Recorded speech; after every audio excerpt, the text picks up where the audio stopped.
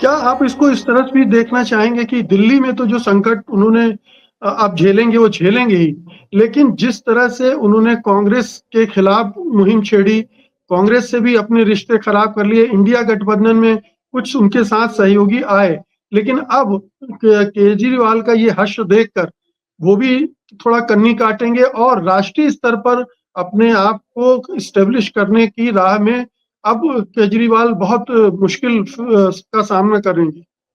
इसमें कोई दो राय नहीं है। इसमें कोई दो राय नहीं है कि एक अविश्वास उनके प्रति वैसे भी नेताओं के अंदर था। लोगों को ये लगता था कि ये कहते कुछ है करते कुछ है, और कुछ लोगों को ये भी था कि ये झूठ बोलते हैं, अपनी बातों पर कायम नहीं रहते। तो एक अविश्वास का रिश्ता जरूर था। अब इस हार के बाद जब आप अपने किले में हार जाते हैं, जब आप वहां पे बुरी तरीके से परास्त हो जाते हैं, तो अब आप किस मुंह से लोगों के सामने जाएंगे और कहेंगे कि हम बीजेपी के साथ लड़ सकते हैं, हम जो है या बीजेपी को हरा सकते हैं। बार बार कहते थे मोदी हमसे डरता है, मोदी हमसे डरता है, क्योंकि हम ही अकेले हैं जो दरअसल भारतीय जनता पार्टी को हरा सकते हैं, कांग्रेस पार्टी नहीं कर सकती। यही कैंपेन लेकर गुजरात में गए थे। तो अब उनके सामने ये संकट होगा, किस मुंह से लोगों के सामने बात करेंगे। दूसरी बात क्या है कि दिल्ली के अंदर जो रिश्ता तोड़ा है वो कांग्रेस पार्टी ने नहीं तोड़ा। लोकसभा चुनाव के नतीजों के फौरन बाद गोपाल राय ने दिल्ली के अंदर प्रेस कॉन्फ्रेंस की थी और कहा था हमारा गठबंधन राष्ट्रीय चुनाव के लिए था, दिल्ली के चुनाव के लिए हमारा कोई गठबंधन नहीं है। तो इसलिए आम आदमी पार्टी कांग्रेस को दोष नहीं दे सकती। अगर कांग्रेस पार्टी अपने बल पर लड़ेगी तो उसके लिए नरेंद्र मोदी हो या अरविंद केजरीवाल दोनों बराबर होंगे। और राहुल गांधी ने इसी के बरक उनके ऊपर हमले भी किए थे। ये बात अलग है कि इंडिया गठबंधन के लोगों को लग रहा था कि चूंकि दिल्ली के अंदर आम आदमी पार्टी बड़ी पार्टी है, इसलिए आम आदमी पार्टी का समर्थन किया जाए और कांग्रेस का समर्थन न किया जाए। कुछ लोगों ने कांग्रेस के ऊपर हमला भी किया था।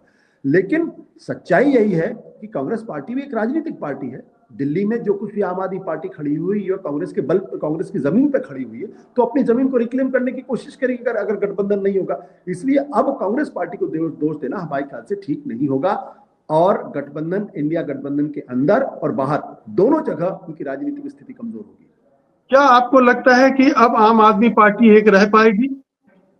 नेतृत्व का संकट आ गया, वो जेल जाने की नौबत आएगी, तमाम चीजें। जी, ये दूसरा बड़ा संकट है, क्योंकि अब बीजेपी की पूरी कोशिश होगी कि जितने विधायक इनके पास बचे हुए उनको भी तोड़ दिया जाए और पूरी तरीके से अरविंद केजरीवाल आम आदमी पार्टी की कमर को तोड़ दिया जाए। जो दूसरा बड़ा खतरा है वो पंजाब के अंदर खतरा होगा कि पंजाब पर भी अब लोगों की नजर होगी। लोग ये कहेंगे कि अगर ये दिल्ली के अपने किले को नहीं बचा पाए तो पंजाब को कैसे बचा पाएंगे। वहां भी तोड़फोड़ हो सकती है और वहां भी आम आदमी पार्टी के अंदर से कहीं कोई ज्वाला भड़क सकती है, जो पूरी की पूरी आम आदमी पार्टी जो की सरकार है उसको भी अपने खतरे में डाल सकती है। इसलिए पंजाब हो या दिल्ली हो, दोनों जगह उनके लिए मुश्किलें होंगी। और खुदा न खास्ता अगर कहीं पंजाब में भारतीय जनता पार्टी आम आदमी पार्टी को तोड़ने में कामयाब हुई या कोई अंदरूनी विद्रोह वहां पैदा हुआ, तो फिर ये संकट दिल्ली और पंजाब के साथ साथ आम आदमी पार्टी के अस्तित्व का संकट हो जाएगा। क्योंकि आम आदमी पार्टी वो पार्टी नहीं है जो जिसकी एक लंबी लेगेसी हो। जैसे कांग्रेस पार्टी है, 125 साल का उसका इतिहास है, या भारतीय जनता पार्टी हो, लगभग 100 साल के आरएसएस का इतिहास है, और कई बार चुनाव हारने के बाद भी वो वापस खड़े हो जाते हैं। ये वो पार्टी है जिसकी अपनी कोई विचारधारा नहीं है, जिसमें अरविंद केजरीवाल के अलावा कोई दूसरा नेता नहीं है। तो इसके लिए बाउंस बैक करना या अपने को बचा पाना ज्यादा मुश्किल होगा। इसलिए इसके ऊपर अस्तित्व का संकट है, मैं ये कहना चाहता हूँ। क्या पंजाब की यूनिट बगावत भी कर सकती है केंद्रीय हाईकमान से? आप इस बात को रूल आउट नहीं कर सकते हैं, क्योंकि सारी के सारा जो इकबाल था वो इस बात को लेकर था कि अरविंद केजरीवाल के बल पे हम चुनाव जीतते हैं।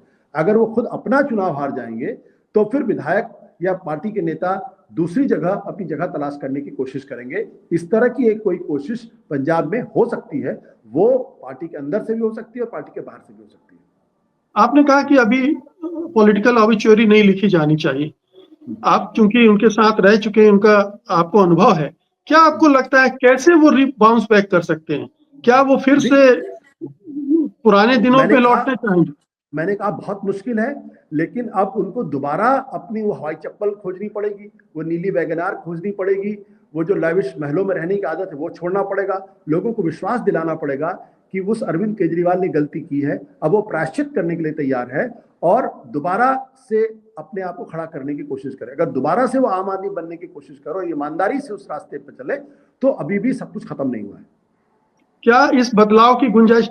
आप और बहुत सारे नेता ये बोलते रहे कि अरविंद केजरीवाल का कैरेक्टर चेंज होने वाला नहीं, वो यही हैं, और इसी तरह से बिहेव करेंगे। इतना बड़ा परिवर्तन जो आप बोल रहे हैं, क्या संभव है? सब कुछ संभव होता है राजनीति में, नहीं, लेकिन देखिए, उनके कैरेक्टर को देखिए। जी। संभव है। जब आदमी के सामने अस्तित्व का संकट आ जाता है तो वो अपने को बदलने की कोशिश करता है, इसलिए मैं इसको डिस्काउंट नहीं करता। मुझे लगता है कि उनके अंदर वो संभावना है, वो कर सकते हैं, बशर्ते कि उनके अंदर एक अंदर से कोई ड्राइव पैदा हो कि हमें बदलना है। अगर वो चाहेंगे तो कर लेंगे, उनके अंदर डिटर्मिनेशन बहुत स्ट्रांग है।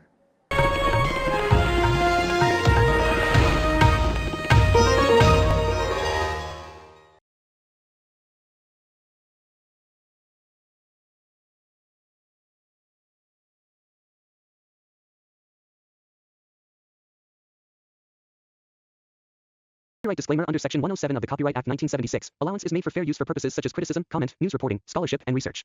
Fair use is a use permitted by copyright statute that might otherwise be infringing.